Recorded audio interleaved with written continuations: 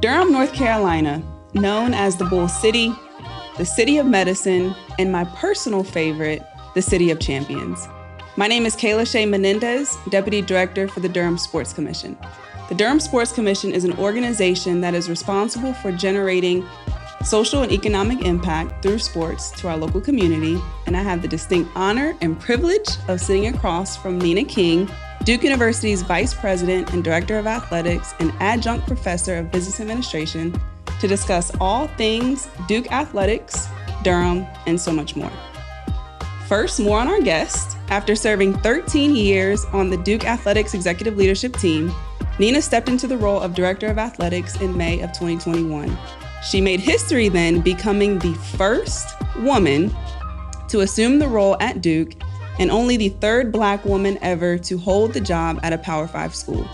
From hiring Coach Jon Scheyer to fill the shoes of Duke's legendary basketball coach, Coach K, to being named to the Sports Business Journal's 40 Under 40 class of 2018, and being a wife and raising two boys along the way.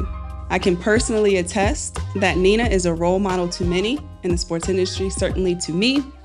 I'm honored to sit across from you, Nina, and I look forward to learning more about you. Thank you so much for being here. Thanks for having me. What an honor. And what could be better than talking about Durham and Duke athletics, my two favorite topics. Yes. So you've done so much in your personal and professional career. And so for the listeners who may not be as familiar, can you share a little bit more about yourself? Well, so the podcast is 4 hours? Just kidding. So quick about me. I grew up in Tampa, Florida. I am an only child of a single mom, so it was just the two of us during my childhood. And fun fact, I never played sports growing up. I like to tell people and kind of joke that I'm the most unathletic person working in athletics, but it's true. Didn't play organized sports growing up. I was a dancer. I did ballet, tap, jazz, and that was fun. I was on the dance team in high school. So I guess athletic a little bit, but just not sporty, if you will. Did my undergrad at Notre Dame. I was an accounting major. I served as a student manager there, and that's where I really kind of got the sports bug, developed a passion for college sports. So after I graduated Notre Dame, I interned in the athletic department there for a year. And this comes full circle here in a moment. The athletic director was in his first year there, and his name was Kevin White. And so I interned in his office, really was able to kind of shadow him in a multitude of different ways. You know, as an intern, you kind of get thrown into everything. And so really was learning what an AD does. After that, I interned at the NCAA for a year in finance. And then after that, I went to law school at Tulane. After I finished law school, a job opened back up at Notre Dame in NCAA compliance. And so I did that for 3 years. And then Kevin White, who was still the athletic director at Notre Dame, became the athletic director at Duke, and he invited me to come with him. And so for 13 years, I worked right along his side as a deputy AD and really learned as much as I could about this crazy yet fun business. And when he retired, here we are. Wow. So that's it. What a journey. And maybe when we're finished with this podcast, we'll love to learn more about tap, jazz, and ballet and your experience with that. But awesome story. And as I think back to, you know, how every position, every opportunity prepares you for the next. And I know as I was looking and considering to take the role as a deputy director for the Durham Sports Commission, you and I had a conversation, and it was really about just your thoughts on the Durham community, the relationship between Duke Athletics and the Durham Sports Commission. And after that conversation, it just really made me feel as though this was aligned, and this was a good fit for me personally and professionally with where I was at in my career. So can you elaborate on how you recognized that Duke was the right fit for you when you first joined the university, and how and why it continues to be aligned at this point in your journey? Yeah. So for me, it's about the people. So I was at Notre Dame, my alma mater. I loved the place. I thought I was going to be there forever. I mean, get married, raise kids, live in the South Bend community, because I love the institution so much. But what I realized was I loved the people more. And so when Kevin White, who is this incredible collegiate athletics leader, invited me to come with him, I didn't even hesitate. Would I stay at my alma mater in this place I thought I would be at forever? Or would I take this opportunity to go and work right alongside Kevin in a new environment, a new place? So I guess I would say I was a little nervous, anxious about moving to a new place and really kind of learning, a different institution and how that operated.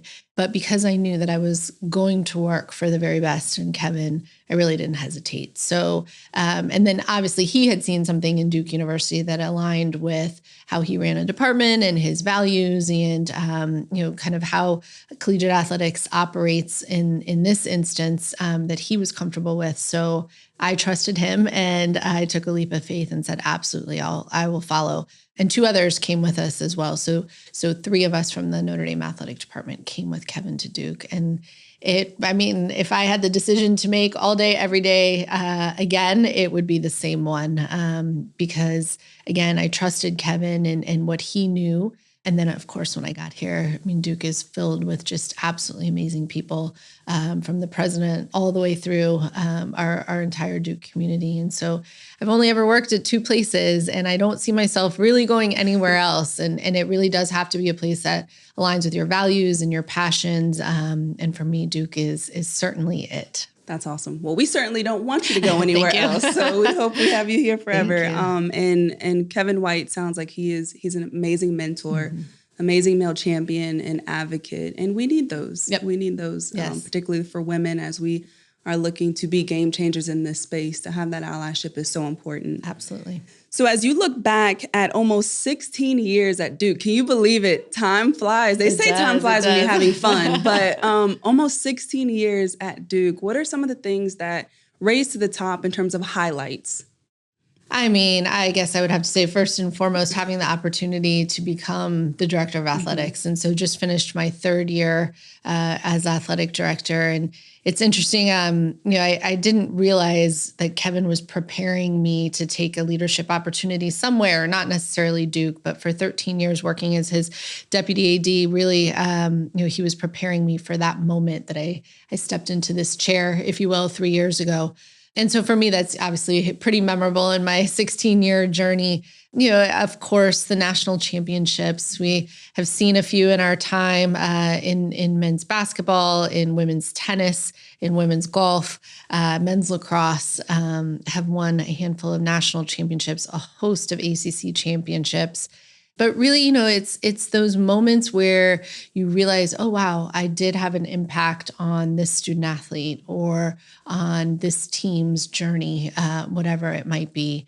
We have student athletes that come back to visit all the time after they've graduated, and they'll kind of give you a highlight or a moment here or there. And you realize, for some of the challenges and obstacles we face in daily life, really the big picture, making a positive impact on a student athlete's life is really what we're here for. So across the 16 years, I'd have to say those are the moments that matter the most. Absolutely. That's the student athlete experience. I was fortunate enough to be a student athlete at Western Carolina, and the experience was phenomenal. And so the work that you're doing and the team that you're surrounded by, I still think back today, and I thank my administrators who were in various roles. Thank you for all that you did for the tireless nights and the mornings and the weekends and the travel, because it did make a difference in my life. So thank you for leading. Yes.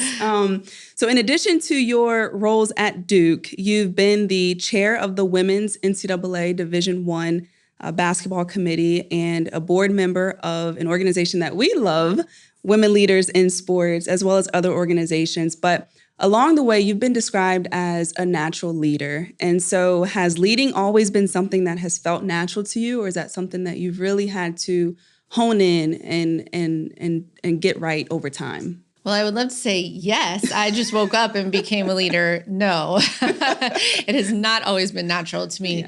Yeah. So much so that this all keeps coming back to Kevin White. I'm sorry, but he's just so impactful in my life. And when he told me that he was going to retire, he had made that career decision. I thought, okay, great. I am going to go find another athletic director to work for. And that was kind of my first instinct, and that was going to be my plan.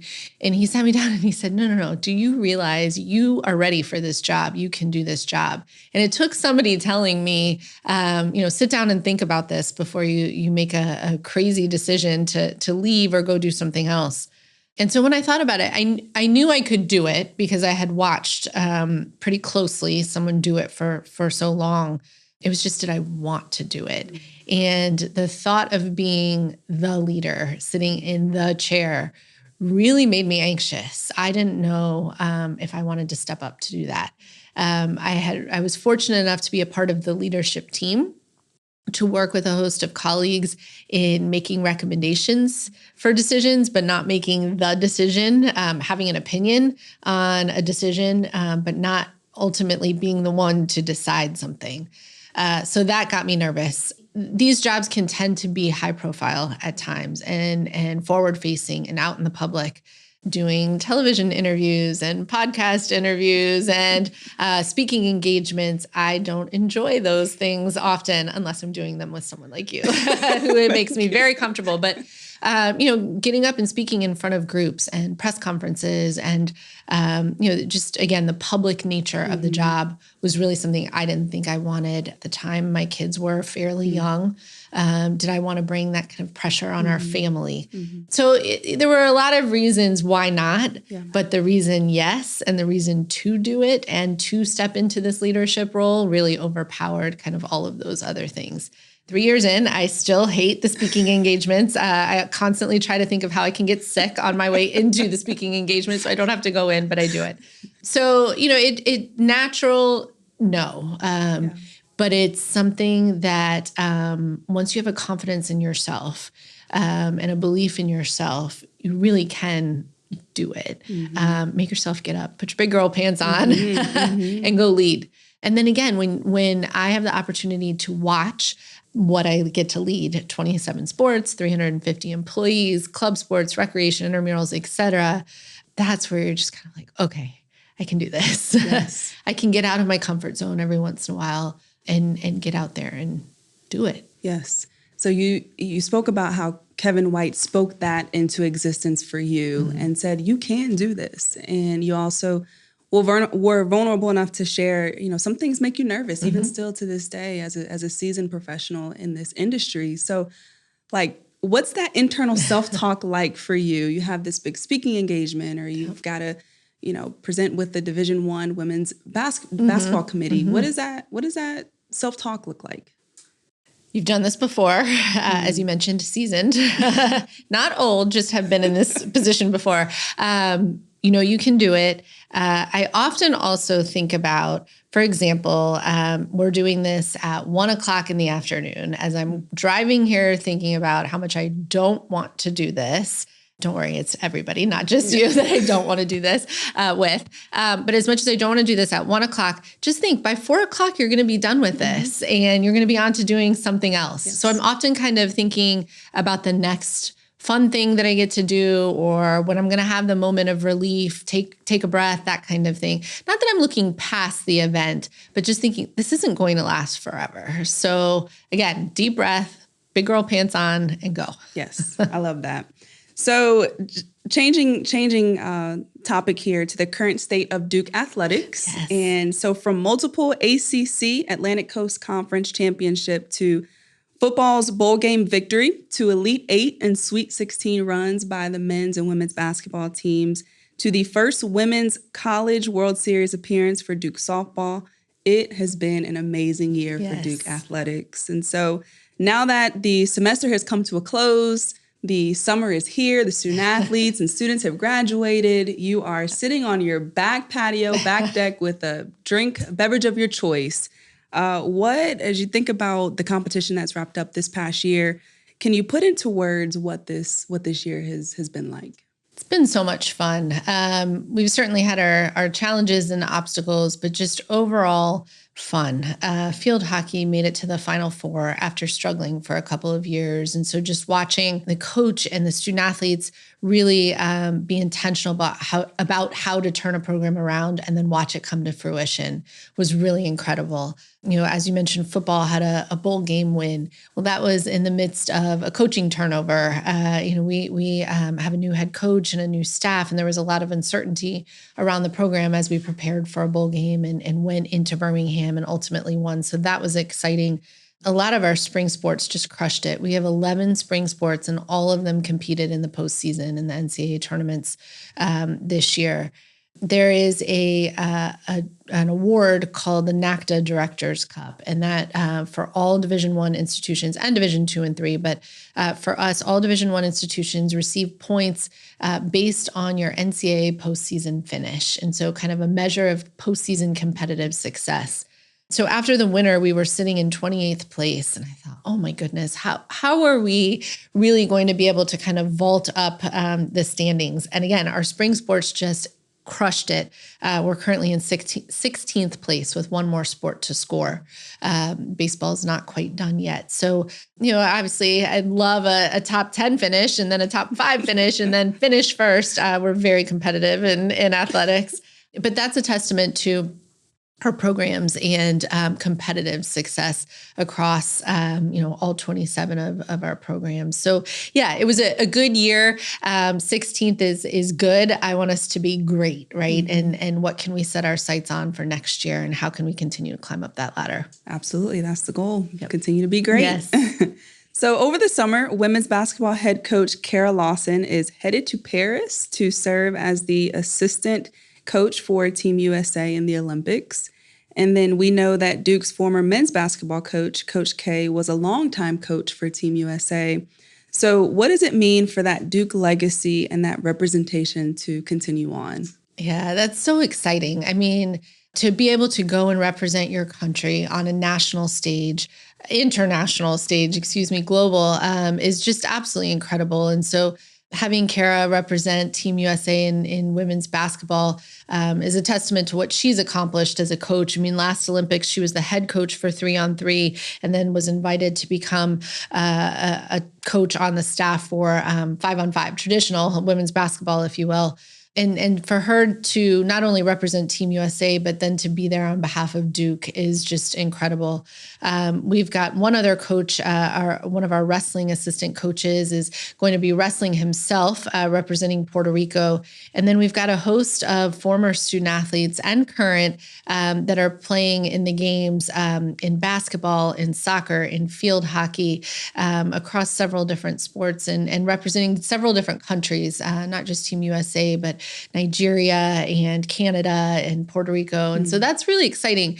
As I mentioned, we have 27 sports at Duke, and obviously football, men's and women's basketball are kind of known as the most high profile revenue sports, if you will. And the rest of our sports we refer to as Olympic sports. Those sports are absolutely crucial for us to be able to kind of provide as a feeder system into Team USA and other national governing bodies for our student athletes to come and train here, compete at the highest level in NCAA sports, and then to go on and represent their countries is really important. And so as kind of the collegiate model is being threatened a bit, lots of challenges and obstacles, which that's like 4 more podcasts, if you will. But while that's being threatened, it's really important to me and to, I know, many of my colleagues to be able to maintain the Olympic sport model so that, again, those student athletes can come and have a training experience while they're in college and then go on to represent their countries. That is absolutely incredible, Nina. And in partnership with the Durham Sports Commission, Duke hosted the 2023 NCAA Fencing Championships, which I have a whole new appreciation for the sport of fencing. Yeah. Through this process last year, I learned so much about the various weapons, about the strategy, the pace, the power of the lunge. I was actually having a conversation with one of the coaches, and I said, what makes a great fencer? And he said, oh, the lunge. Nice. Absolutely. So the power of the lunge and how mental that sport is. And so I really enjoyed it, and I look forward to watching fencing this year, this summer.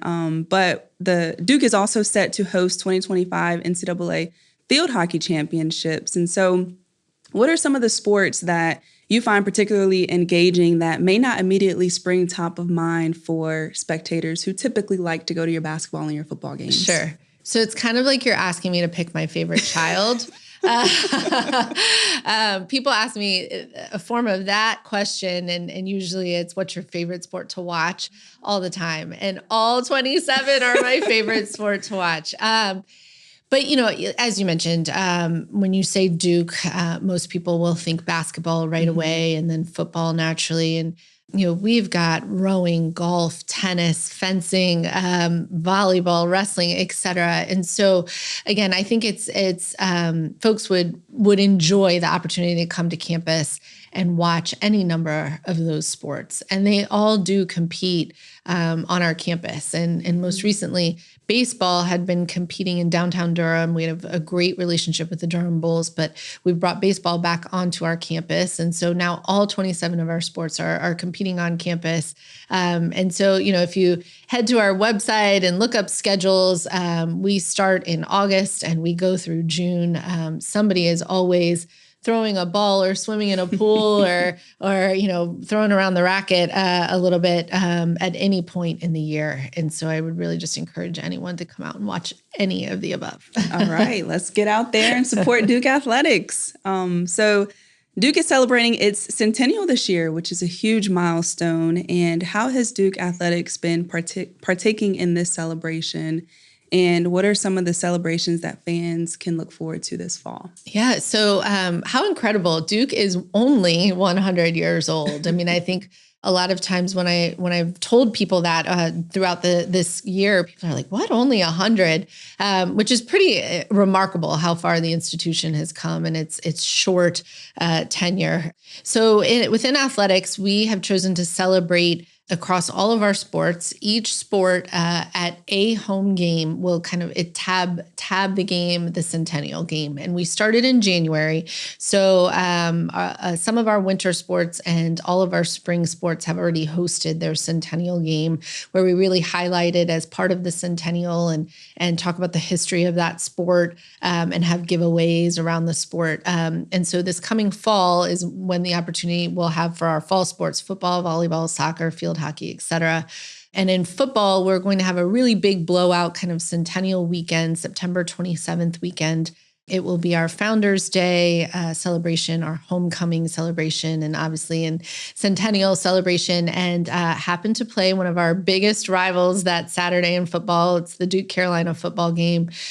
Campus has a lot of events. There'll be a big concert on the quad that weekend. And so there's just going to be a lot going on to celebrate 100. Oh, wow. That's awesome. Yeah. Look forward to that. Yes. So as you think about the college experience in general for the students that are at Duke or any college, how college prepares you to be a well-rounded individual, how it exposes you to things that otherwise you may not have been exposed to, the relationships and the friendships that you make while in college that pay dividends throughout your life. And so how important is the city of Durham to the Duke University experience? It is so important because when you're in college, you don't just go from your dorm to your classroom, maybe to catch a game and then back to your dorm at night. I mean, Duke students are truly becoming a fabric, a piece of the fabric in this community, not just on campus. So really important for Duke University to be integrated in the larger Durham community in ways that are impactful for both our students, faculty, and staff, but also our Durham residents, and to have that kind of seamless integration for both, and both supporting each other, right? The Duke community supporting the Durham community and vice versa. So I think it's really important for our students and specifically, my realm, our student athletes, to get to know Durham when they get to campus.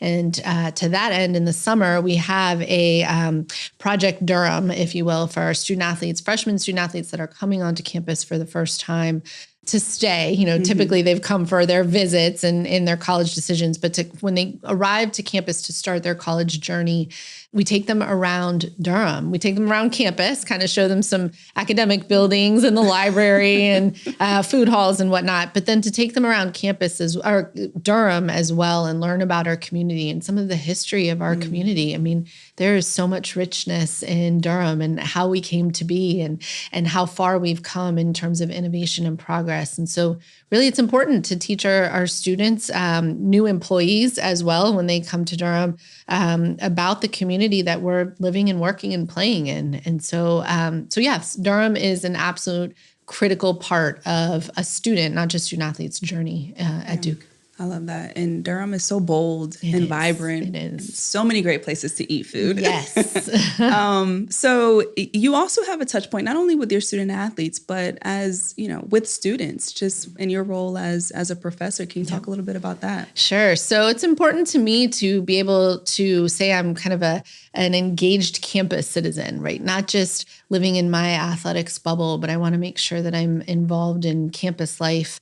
As a vice president, as an adjunct professor, those are our roles that get me out of Cameron every once in a while. And so for 16 years, Kevin White and I have co-taught a business class at the Fuqua School of Business, sports business, a very original name, but it's true. It's what we talk about, sports business, and not just from the college athletics perspective. We often bring in guest speakers to kind of round out the sports business perspective. And so whether it's television, pro sports, niche sports, we've had people from pickleball, pro pickleball tour come and talk, or other commissioners or athletic directors, from a big public school. And we can talk about the differences in running a collegiate athletic department at a small private school.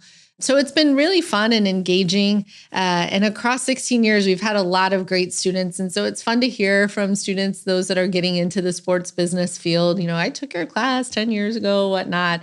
It's really interesting. Duke has a new alumni director of alumni and engagement. And I haven't met her personally yet, but we have met because she did tell me she took our class 10 years ago. So kind of fun. But it's just a great, as you mentioned, touch point to be able to interact with different parts of the Duke community. Yeah, that's great. So the Durham Sports Commission established a One Team, One Durham fund that helps to increase youth sport participation throughout our community. And so what benefits do you believe sports provides to kids? I know that you mentioned that, you didn't necessarily play sports. You did ballet and tap jazz. I would consider that as a sport. But, you've been around it and your kids play sports. So what benefits do you think kids learn through being active in sports? Yeah, there's so many. And it is first and foremost being active, although I think my kids are sitting at home playing video games right now. But it is, the active participation. It is a part of being a team, whether you're playing an individual sport or a team sport. You're certainly working with other people and learning the value of teamwork and collaboration. Sports are a powerful unifier. We can be so divided on so many things, but you start playing sports or you start cheering for sports, and all of a sudden you've got lots of people coming together either on a team or in the stands, rallying around a unified cause, cheering for their team. That's, I think, what the Olympics also does for us as a nation, really truly unifies us. So I think sports can be so powerful in so many different ways. And so obviously it starts at the youth level and kind of building that pipeline. And while not every youth sport athlete is going to become a collegiate athlete or a professional athlete, making sure that we're providing access to opportunities so that young people in our community can really kind of realize their potential if the opportunity is there, I think is really important. Yeah, absolutely. For me, sports taught me grit.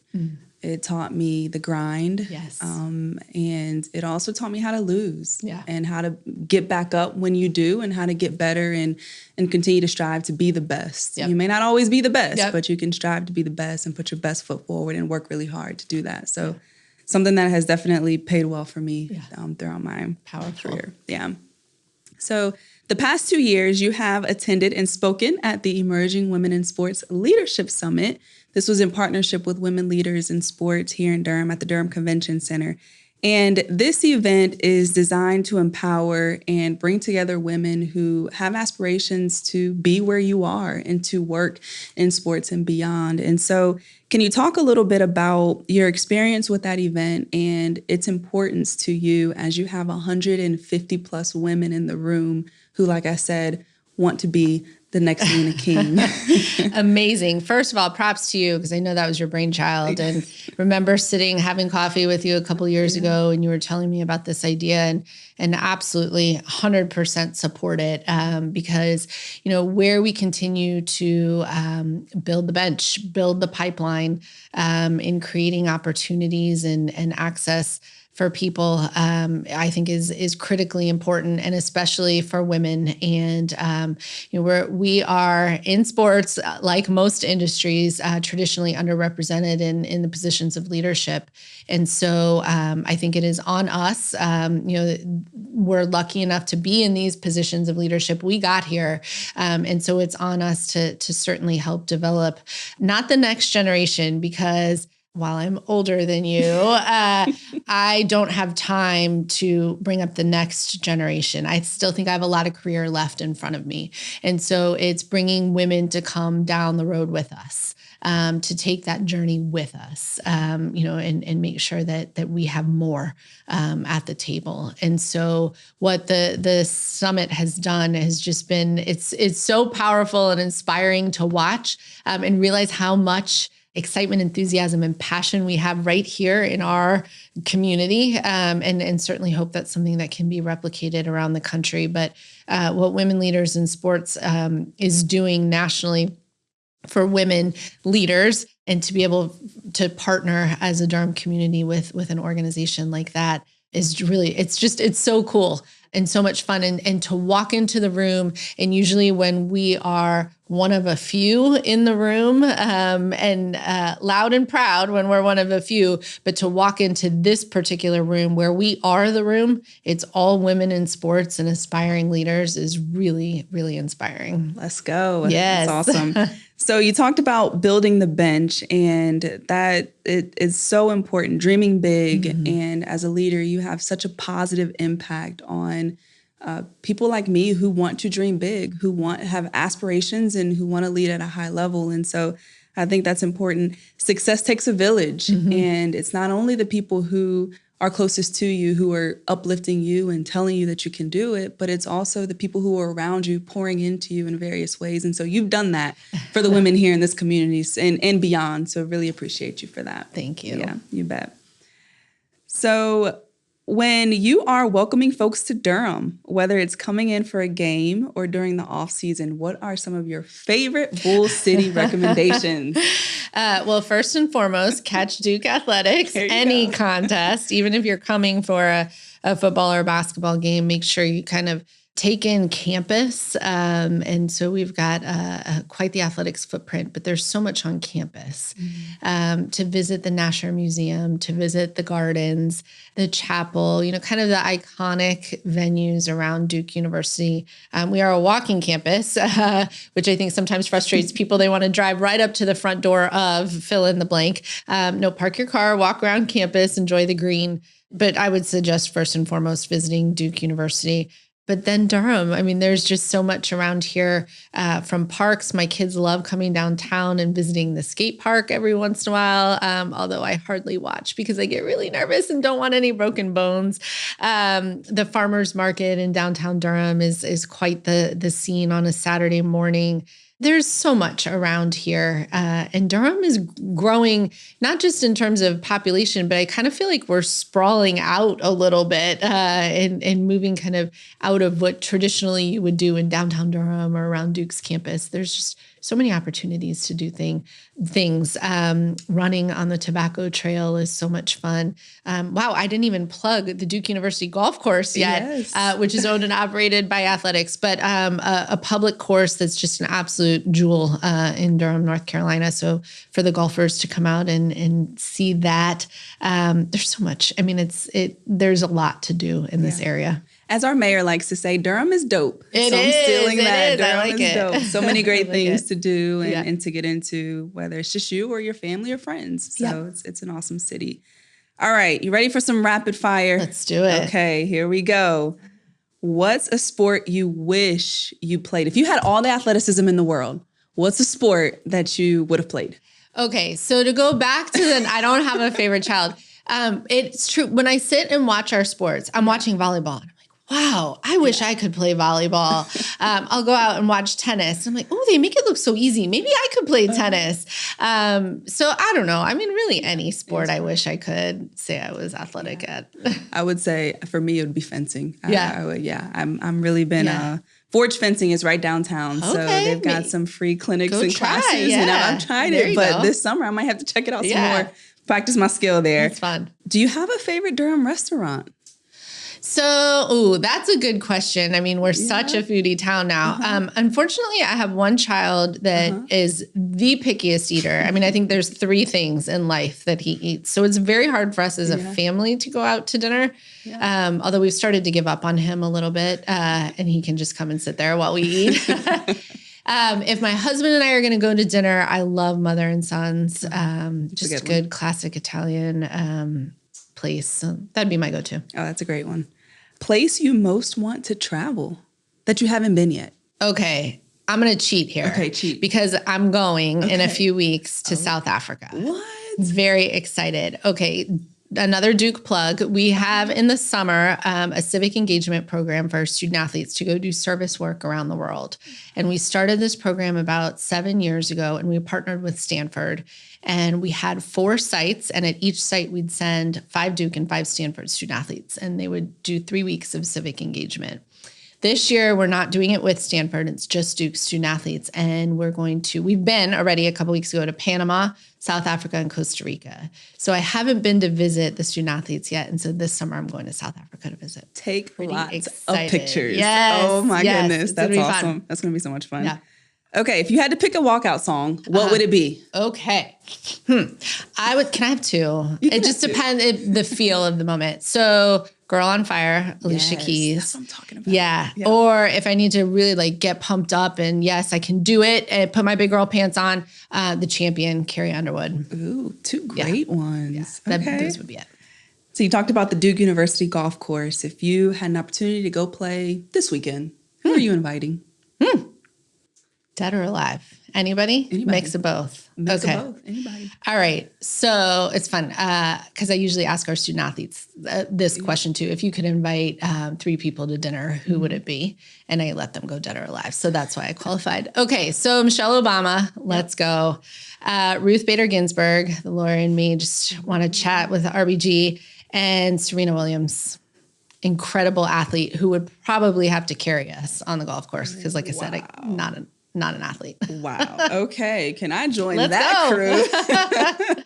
So, Nina, not quite rapid fire here, but you talk highly about your mom and you talk about, I'm going to call her Mama Lucy. Okay. So you talk about Mama Lucy and having traveled across the country and coming to the States for school and college and moving to Tampa. Yeah. Having you as a single mother and the strength that, she had to have with raising you. And what's one of the things that really resonates with you when you think about every day, that's her voice inside your head that has really helped you to be the best leader that you possibly can be? Yes. Well, first of all, you've got a great memory, remembering my mom's journey and her name, Lucy. I would say each day I rely on work hard. I mean, just as simple as that. But it's sometimes we don't want to do things. I'm tired. I'm burnt out. I don't feel like cooking dinner for the kids, or I don't feel like going to this meeting or whatever, but I don't have a choice. And thinking back to my mom not having a choice, right? Like maybe she didn't want to come home and make me dinner, or maybe she didn't want to take me to ballet. Maybe she was busy or that kind of thing, but she had to because she didn't have a choice. It was just her. And she was responsible for me and me growing up, and she made everything work. I'm sure she had those moments where she was like, I just don't want to fill in the blank, but she did it. Mm-hmm. And so, thinking each day, sure, there's going to be obstacles or there's going to be things that we don't want to do, but just do it. I mean, sometimes there just is no choice. Yeah. That made me think about my father when he talked about his grandmother. And he said, I didn't have his grandmother and his mom, I didn't have a lot of resources, but I had the only resource that mattered, and that was love. Oh, and so that really resonates with me. Yeah. That's sweet. Thank you, Nina, for your time. I appreciate you so much. Fired up about all things Duke athletics and look forward to catching some games. And we're so fortunate to have Duke University in Durham, and grateful for your collaboration and for your partnership always. Really appreciate you. Thank you. And likewise, I mean, the Durham Sports Commission means so much to us, and to be able to bring sport to this community together has really been a great journey to be on with you. Thank you. Thank you. One last time, I'm Kaila'Shea Menendez with the Durham Sports Commission, and we hope to see you, all of our listeners, out and about in the Durham community, supporting big and small sporting events.